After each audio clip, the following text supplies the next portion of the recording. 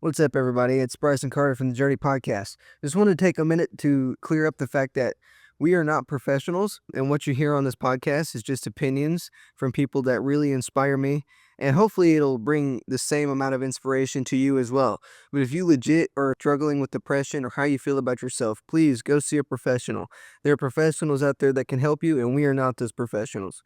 With that being said, I hope you guys enjoy the podcast, and hopefully you guys can take something away from it that can help you on your day-to-day life journey. God gives us all today, right? Yesterday's gone, tomorrow's not guaranteed. And so today is what we have. It is truly a gift. That's why they call it the present, right? That's the cheesy joke. Oh yeah, But it's true. it really is. Like, today is all you have. So when you wake up, you should be grateful to have today. What's up, everybody? Welcome back to the Journey Podcast, episode number 6.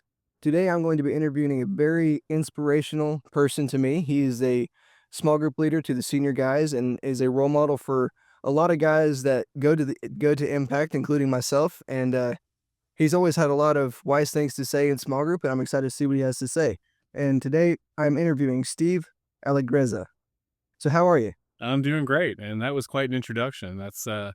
You're giving me too much credit. But I'm happy to be here. Oh, absolutely. Probably not enough. No. Yeah. No. Well, your first question I have for you is, because you run a business, or I don't know if you run a business, but can you kind of describe what business you're in right now? Sure. So I am the executive director of a nonprofit called the International Home Furnishings Representatives Association. Say that 10 times fast. Now, so we call it IFRA for short, and my job is to empower, support, and advocate independent sales professionals in the home furnishings industry. So from Ashley Furniture to Hooker, any big furniture brand, they all have manufacturer sales reps that sell their products to major retail chains. So like Rooms to Go, Haverty's, all those types of companies. Yeah. And unfortunately, they're kind of a dying breed. They operate let me back up and say they're 1099 independent contractors. So they are their own business, essentially. Yeah. And so we help provide resources to keep money in their pocket, make them more profitable, education to keep them sharp and help them navigate a very dynamic, changing environment, and advocate for them, like in Washington, D.C., at a local, state, and federal level with policy changes and how those policy changes can impact their job or impact their role as an independent contractor. And obviously, we just got through an election, so there's new changes that will come from that. So I'll have to be sure to stay educated on that and make sure that I communicate what they need to prepare for. Oh, wow. So you have a lot of like communication role is kind of like what I'm hearing you say in some areas of it.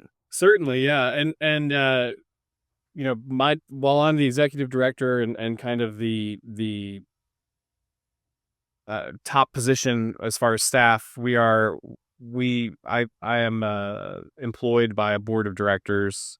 We have liaison members and board members that work with different areas of the industry. So yeah, I'm kind of like, the way I like to describe it oftentimes is kind of like with large companies, you have unions, right? Someone that's there to protect the rights of those employees. I'm kind of like a union without really a formalized union. So my job is to protect this role that's really critical in our industry. Wow, that's awesome. And that, from like what it sounds like, takes a lot of like confidence and putting your foot forward in who you are and just being able to do your job well. So like, how do you keep like consistently being confident in life and with your business? Well, I think that's a one day at a time mentality, right? I think part of being effective in business is learning. Well, for me, I would say it's been learning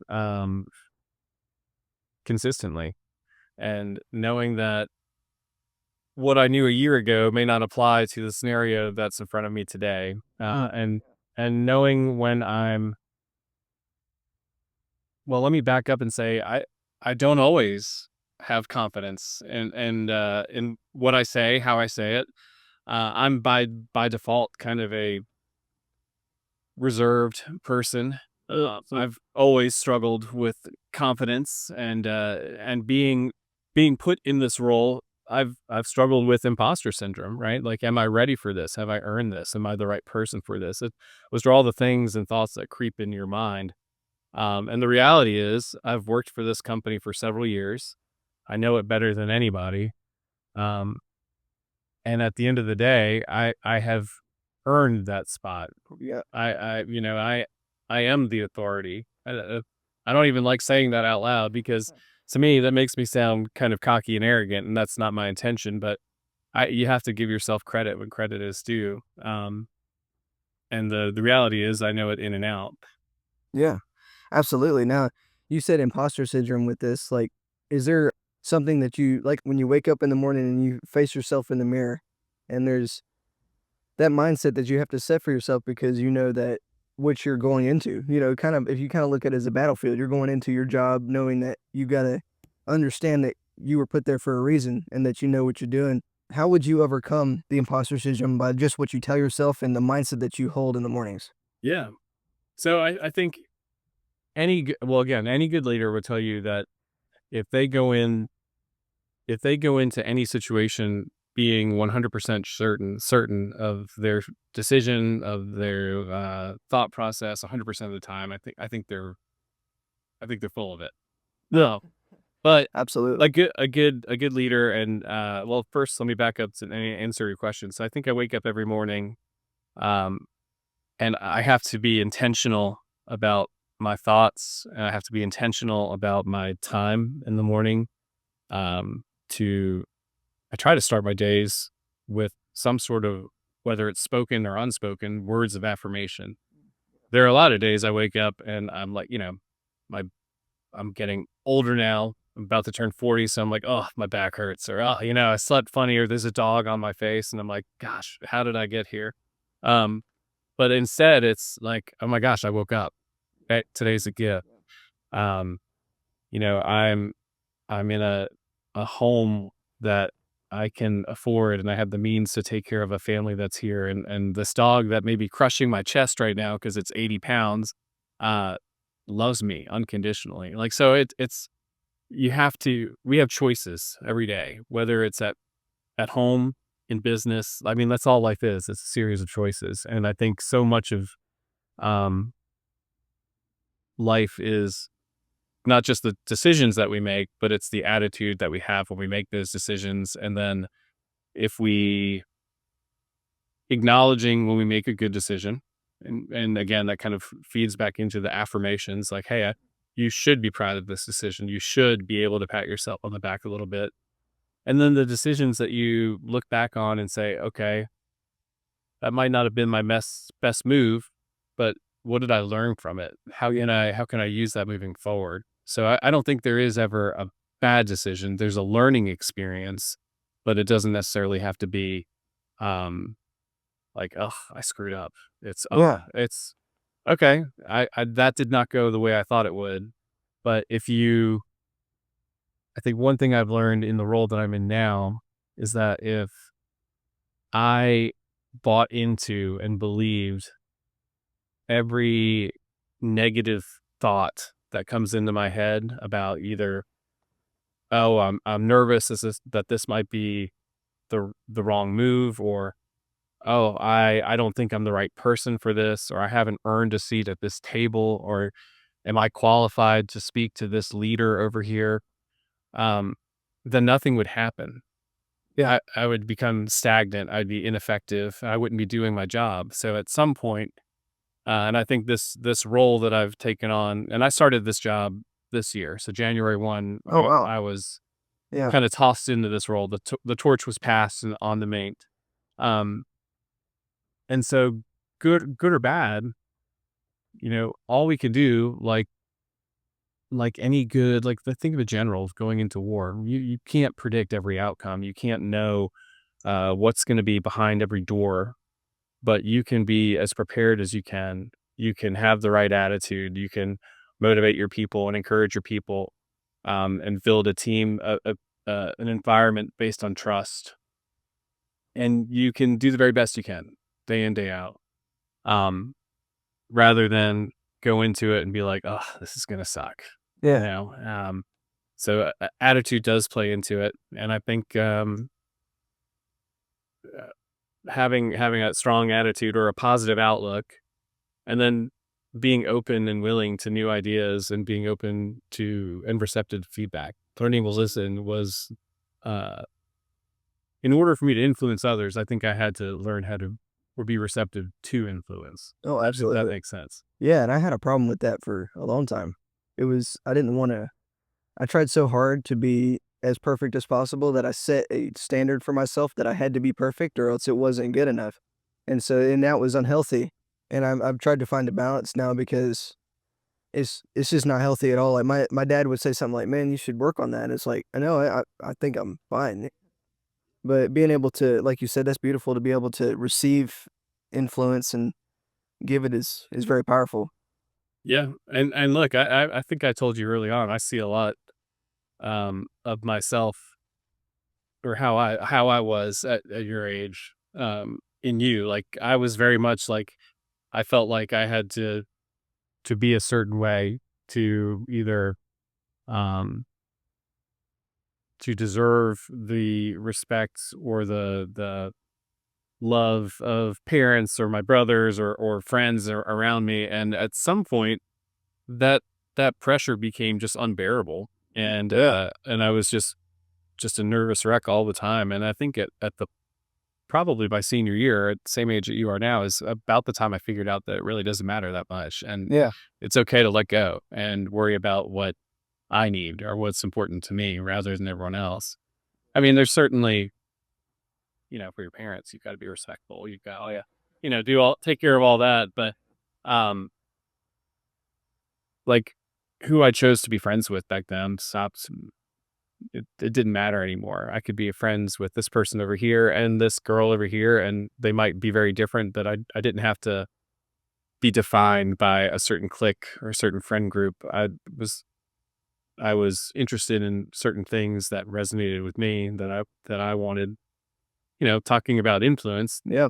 those things that they were doing or that they were into were things that I could, you know, um, appreciate and wanted to partake in, or Yeah. whatever that may have been. I've been in situations where I was very insecure about, well, I mean, one, for who I was, but, like, I wanted to be popular, and a lot of people, like, in high school go through that, and I feel like now it's, like you were saying, just wanting a certain thing, like mine's aviation. I wanna be an airline pilot. What would you say to the students who are struggling with not being accepted into a certain group, even though at the end of the day, the people who love you for you and are there for you for who you are is gonna be more meaningful relationship, but they just can't see past those popular people? Yeah, I mean, I talk about it all the time, like, with my stepson who is a senior in high school, or my older stepson who is 20, or my 10-year-old, right? Like, these people seem important to you right now because this is a very small, little, tiny, one little piece of the puzzle of the big, broad world that you're going to experience. And, um, when you're in middle school or high school and you have a pool of 200 or 300 students in your little circle, that's all you know. Um, but high school is one little period of time.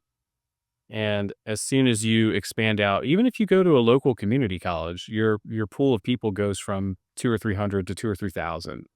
And then when you enter into the professional world, that pool of people changes. And the people that you were friends with in high school may not be the people that you're friends with as an adult. Like, Yeah. um, so I try to encourage kids to stop worrying about, what group they're affiliated with, and just worry about, what are the things that brings brings you joy? What are the things that you like?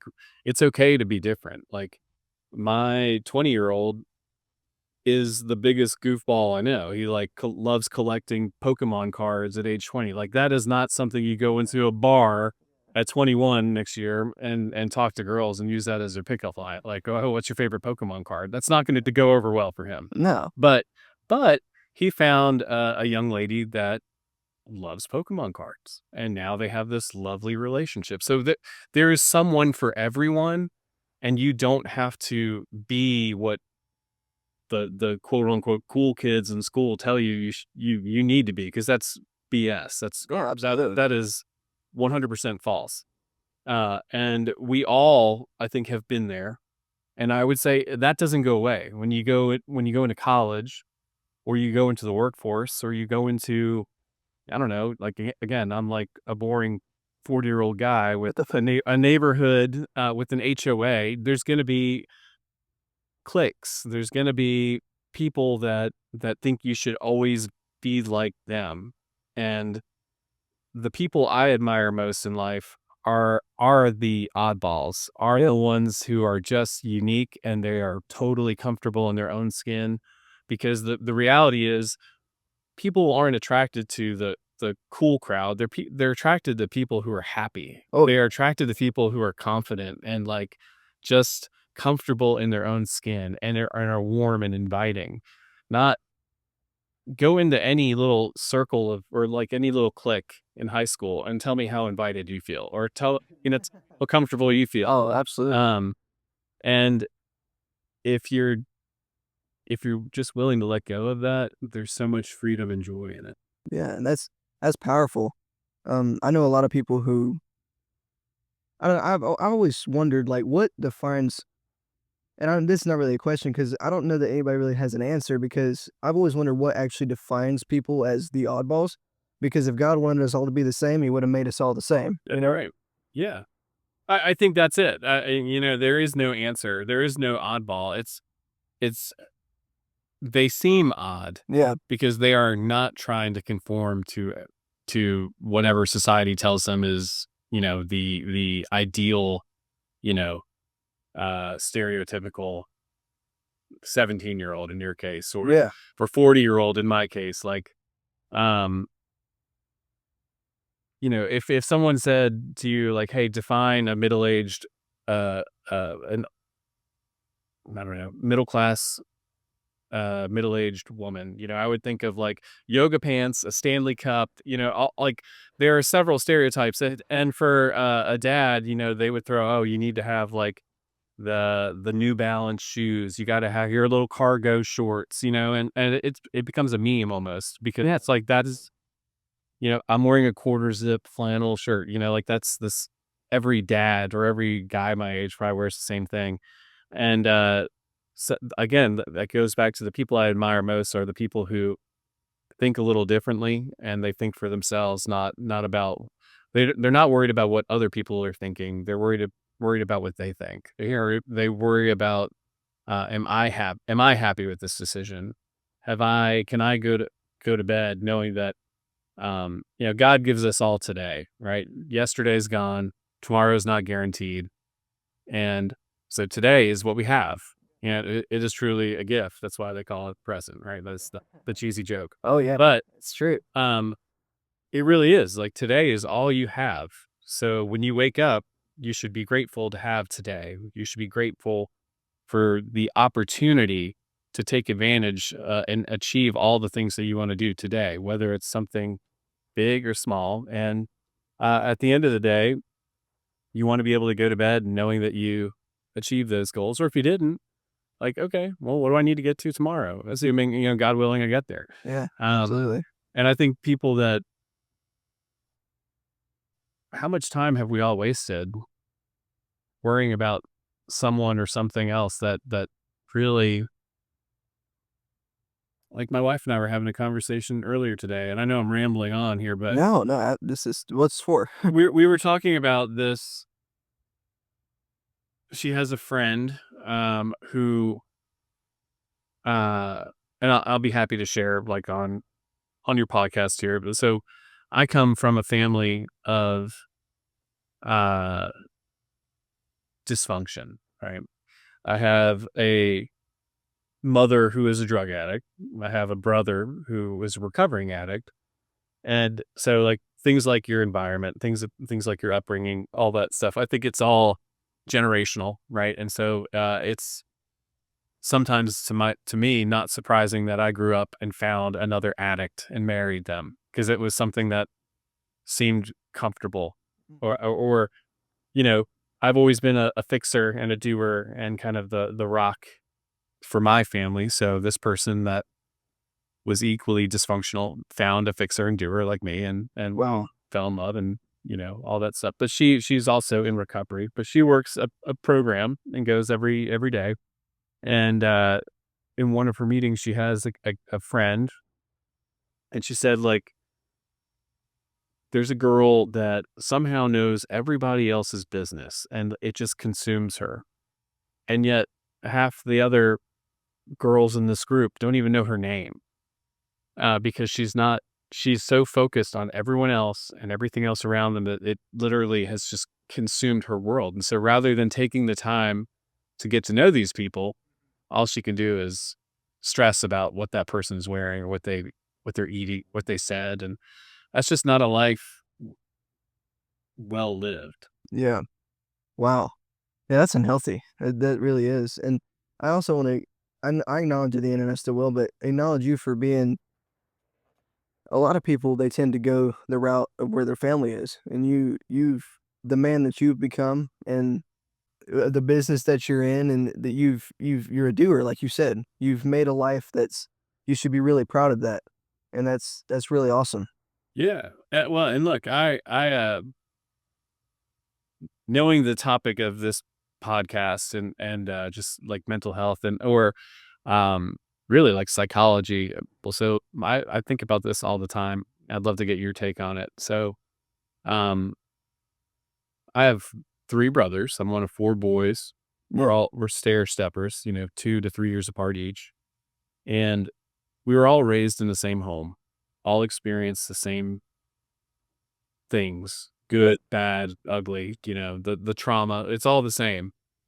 And yet, so we've all experienced the same events, had similar upbringings, we ate the same food, lived in the same neighborhood, had the same, for the most part, circles. And yet we all perceive those same events very differently, and they all shaped us very differently. And we've all taken on these different roles or different, um, we all have different character defects, I'm going to say, as a result of that childhood trauma or the experiences that we had growing up. And I often wonder, like, why is that? We all grew up in the same way. We all grew up in the same home. And, is it that we truly experienced or latched on to different parts of the trauma or experience, or is it that we all four have different mindsets? And I've always been kind of that glass half full kind of guy. Yeah. And whereas, one of my brother who struggles with mental illness, just like couldn't get past certain things. He would dwell in on those negative experiences rather than try to find a positive in it. Yeah. Um, and it shaped him into a very different person than I am. And I still love him. He's still my brother, right? But we just have very different outlooks on life. So it's like I often wonder, why are we all still so different, even though we're all cut from the same cloth, so to speak?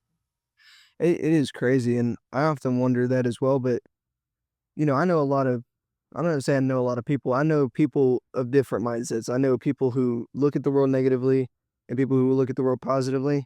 And like you said, they can be presented with the same situation and look at it differently because one of them looks at it, and I'm not a professional.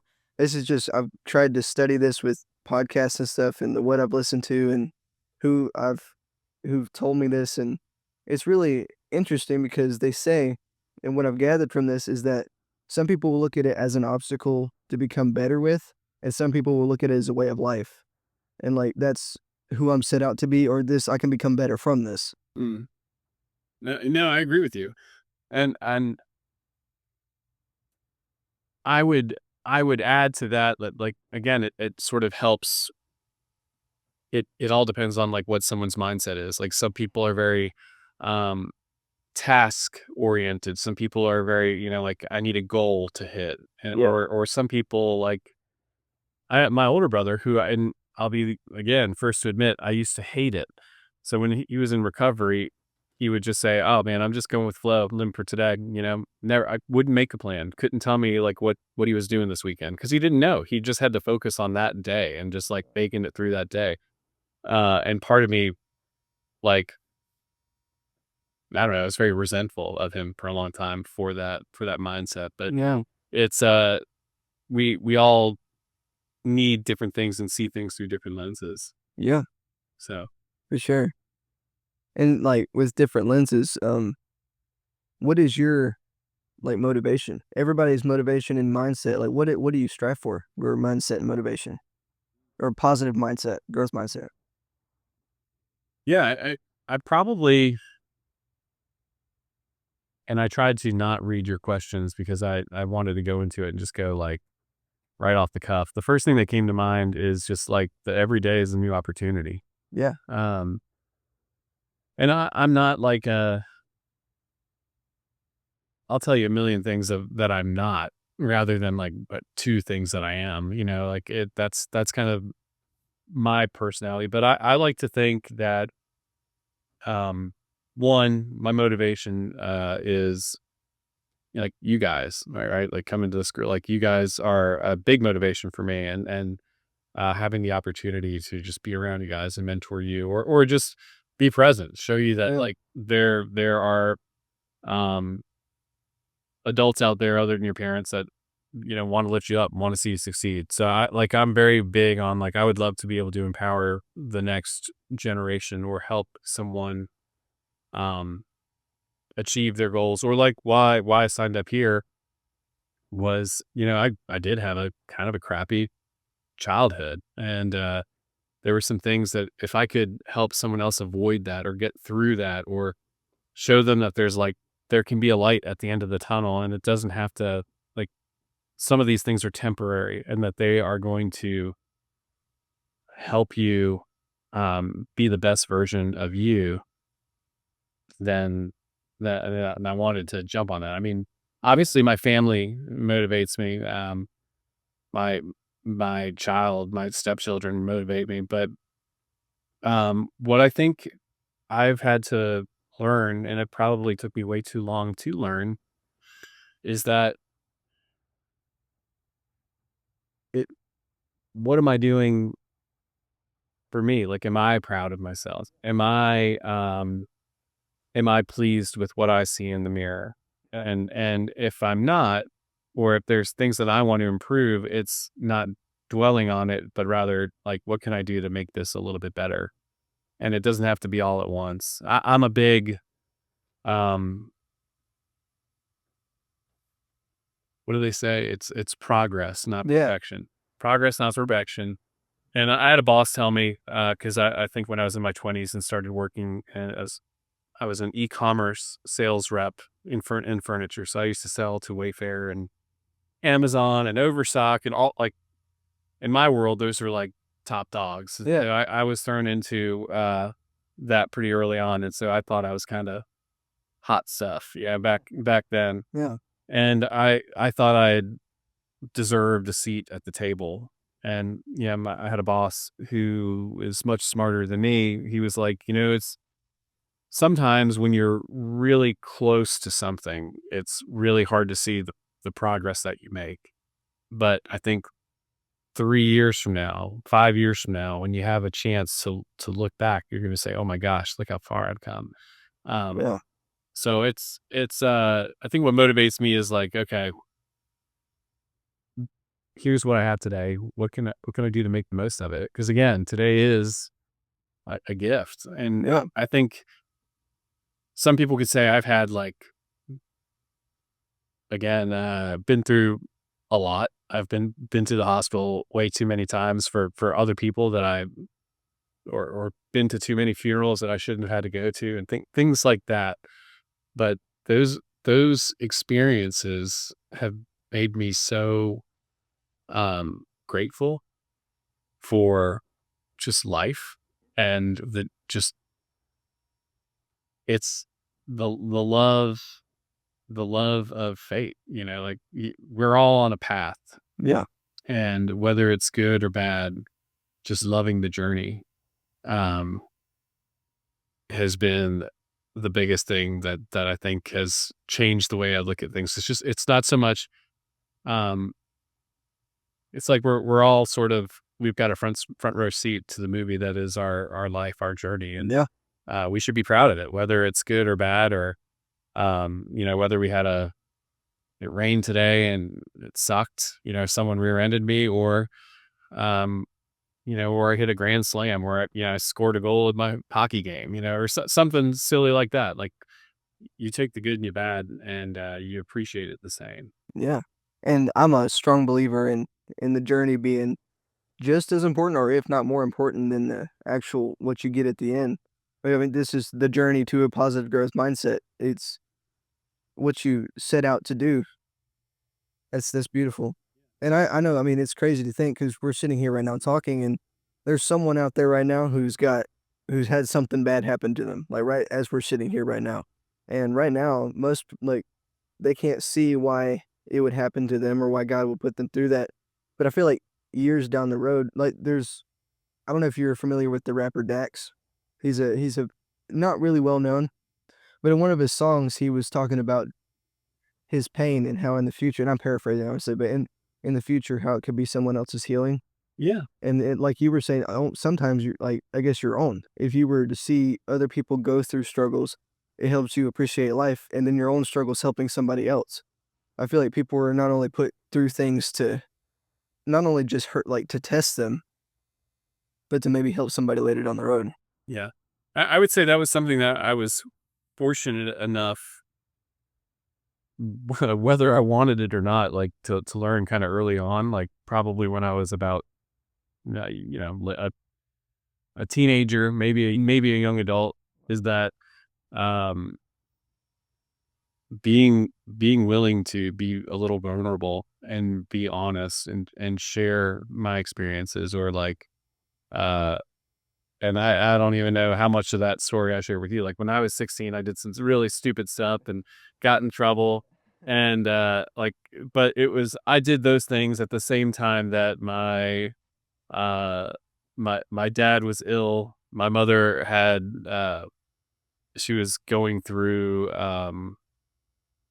electroshock therapy on her brain because she had some severe bipolar disorder, and on top of the addiction and all that. So she had no idea who she was half the time, no idea who I was half the time. So I went through this really, uh, dark period where I mean, I thought there was really nothing worth living for. And, um, again, for better or for worse, when I would talk to friends who were going through some things, I felt like all I would ever say was like, "Hey, it could always be worse. Let me tell you about what the crazy stuff that's going on in my world." And they were like, "Oh, wow, I guess that makes me feel a little bit better. It puts things in perspective." But, um Uh, I think you can't have light without some darkness. You can't have love without experiencing pain. Wow. Um, and you can't appreciate things in life without experiencing loss,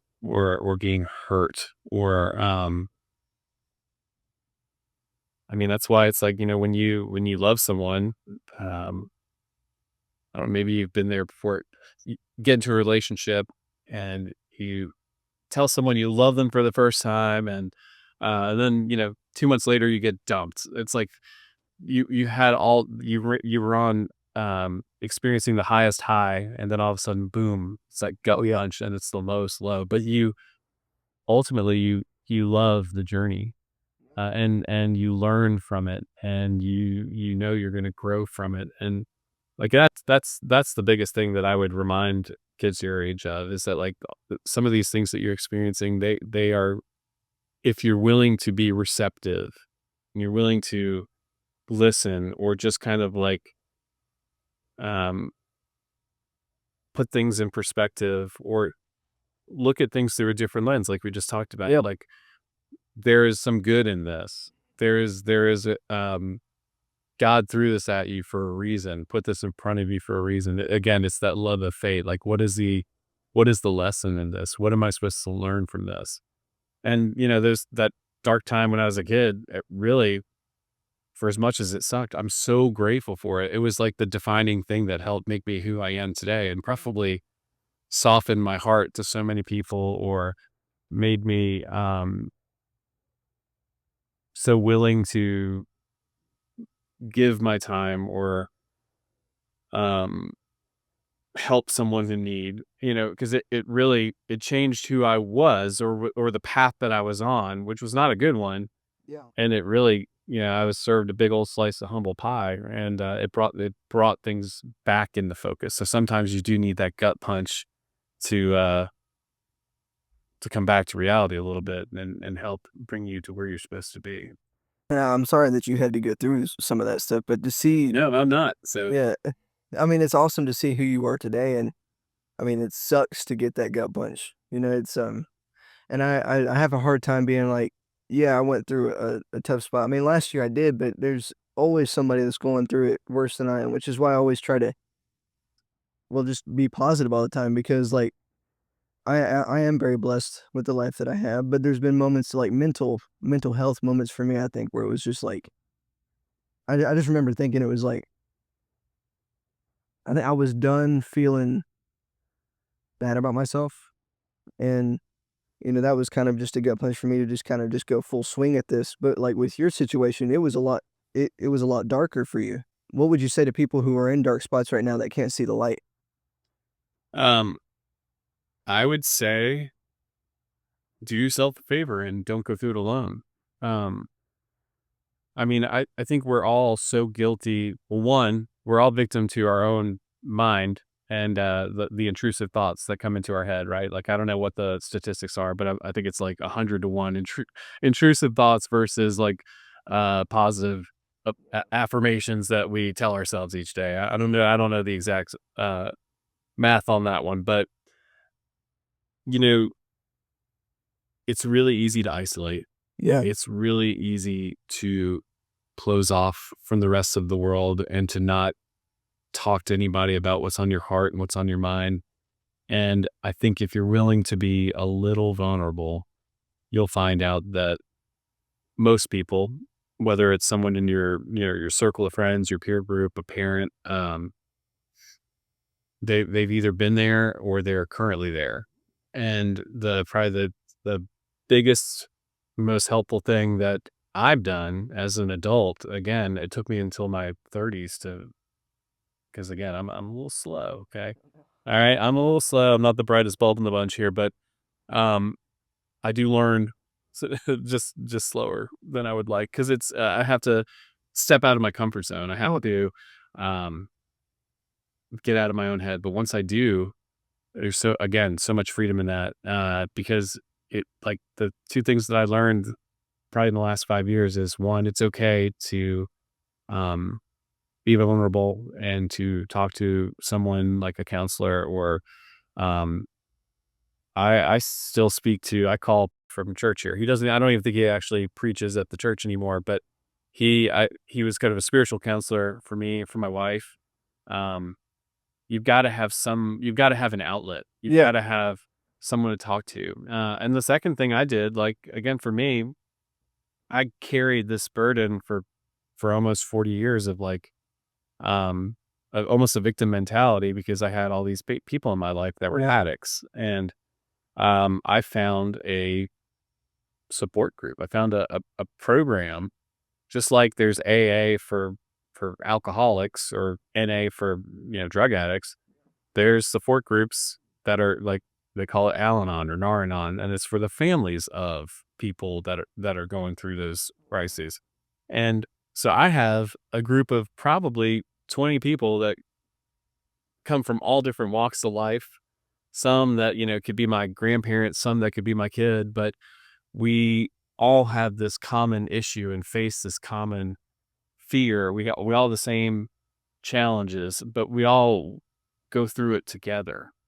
And when you Yeah. go through it together and you share your experiences, there's never a meeting that I go to that I don't walk away saying, "Oh my God, I needed to hear that," because that was exactly what I'm going through. That's exactly how I felt this past week. And so, um, just like anything else, like if you want to improve or you want it to get better, it's like if I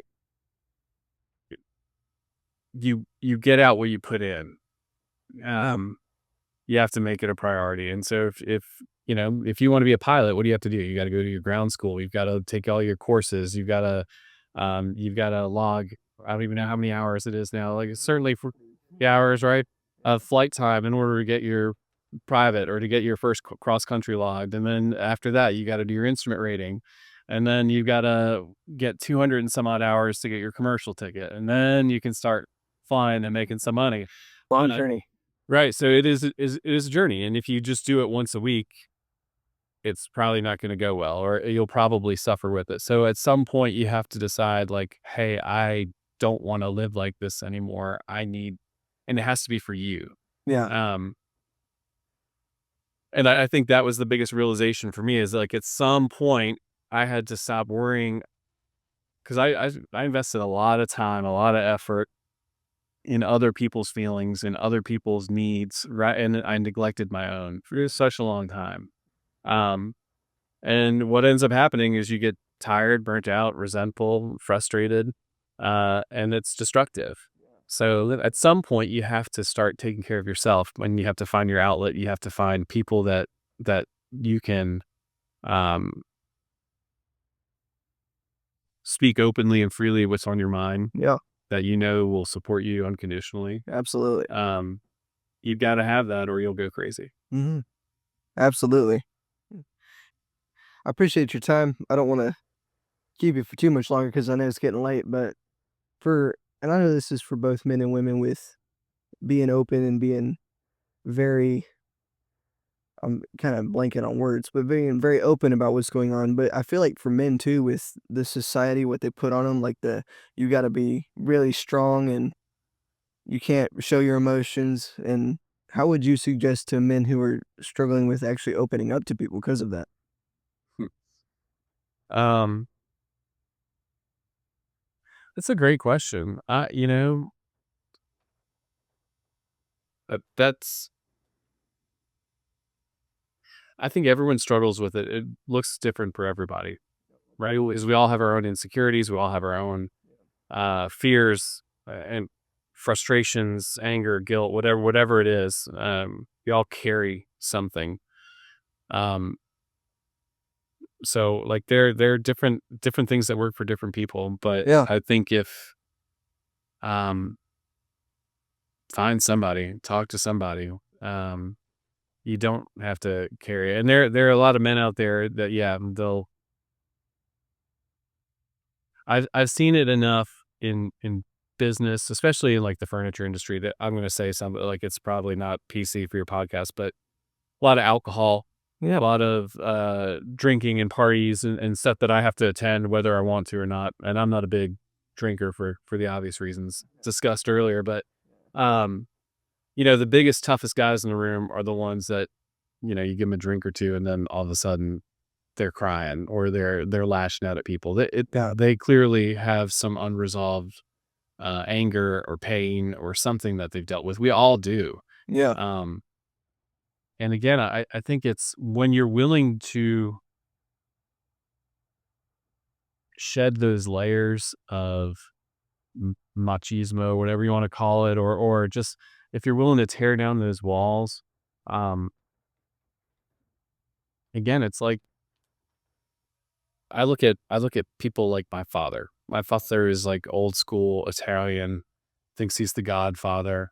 Um, he he's a very cold person, Yeah. and he will probably go to his grave having said "I love you" to his kids maybe a dozen times. Like just that kind of old school. Um, and so I try to be different. I try to show him what I need. And sometimes that puts me in a vulnerable spot that I know, like, I'm gonna say, "Oh, Dad, hey, I love you, man." And he may not say it back. "Oh, you're good. You're cool." That's Um, so I do think some of that is generational. Yeah. I think that we live in a world now where people are generally more accepting than they used to be. I think also we're living in a very interesting time right now where people are they're sliding backwards in that regard. People are more divided, and I want to get into that. That could be a lengthy conversation, but Yeah. I. I'm very blessed that my unique set of circumstances and like the people that I've surrounded myself with or I've had the joy and experience getting to know over the years, or having addicts in your life. When you see someone who seemingly had everything get torn down to nothing, or realize you have to shed all these layers to find that joy, or on the when you're really lucky, finding somebody who had nothing, find that freedom and the joy of coming back, um and becoming like reborn in a sense, like Hmm. when they get rid of that, uh it put it all in perspective for me, and I got to see it firsthand, the really good and the really bad of humanity. And so I'm much more comfortable being vulnerable, and I hope, I know I haven't answered your question, but Oh no, you it's know, a hard question to answer. yeah, I would challenge any one of those guys to be honest with themselves, Yeah. and once they're honest with themselves, try to challenge themselves to be honest with another person, another human being. Let's see where that conversation takes them. Wow. That's beautiful. Well, I don't want to. I probably you have a lot of like wise things to say more than you think you do. So I don't know. I need to have you back on at some point, but it's getting a little bit later, so I'm gonna try to wrap this up a little Of bit. course. Yeah. Oh man, 46 minutes. Oh my god. Yeah, it goes by faster than what you think. All right. Oh yeah. Well, yeah, we can do a part two sometime. Oh, Feel good to absolutely. have me back. Oh, if you come back, that'd be awesome. Yeah. Yeah. Well, I have a couple final questions for you just to kind of wrap it up. And I always do this towards the end, and it's a little bit of a hypothetical question. But if you were to meet your younger self, and it doesn't really matter like what age, just a younger version of you that was in a different chapter of life, and you are where you are now. And obviously this changes, but like with what you've experienced so far in your life, what would be the three messages that you would give him before you never saw him again? Yeah. Three messages. I can think of two right off the bat. Absolutely. Well, one, bet on the Cubs. I'm just kidding. They did win the series. It was like a Back to the Future thing, right? No. Don't let fear hold you back. Yeah, absolutely. Don't let the what ifs keep you from anything. Yeah. Say yes. It's so easy to let your insecurities keep you from experiencing like some of the best things life has to offer. So just say yes. Don't let fear hold you back. And I there are no regrets, but I would say like to any young person, um, when you're young, you have nothing holding you back, or holding you to a certain place. The older you get, the more responsibilities you take on, the more tethered you are to people, to a job, to um, a house and a mortgage payment, all those things. So go if you want to travel, or if you want to go pursue something or try something, now's the time to do it. Still, don't wait until you're 40 and be like, I kind of wish maybe I'll go start taking flight lessons, man. One of the first conversations you had with me telling me that you were thinking about doing that, I was like, God, maybe I should go get recertified. Should that was my dream. That was my goal in life. But You good. God had another plan, I guess. Yeah. Oh yeah, and the paths change a lot more than especially like what I see now might not be where I end up, but you gotta jump in somewhere. So Yeah. yeah. Again, my wife, in her infinite wisdom, she said, the moment we plan and we start praying and asking God to for that plan to work out, He's just going to start laughing, because I did that. it's God's plan. It's not our plan, and it may look totally different than what you and I want for ourselves. That's awesome. Yeah. Thank you. What else you got for me? Well, I think that wraps it up.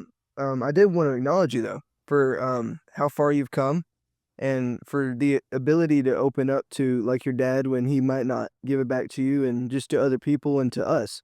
You're an amazing small group leader because of what you went through to be able to help us with what we're going through in the situations that and just in this part of our life. And I acknowledge you for the man that you are now versus who what your life was kind of trying to throw you in a certain direction and you said no and you were like, I'm going to do this. I'm going to be better. I'm going to be better.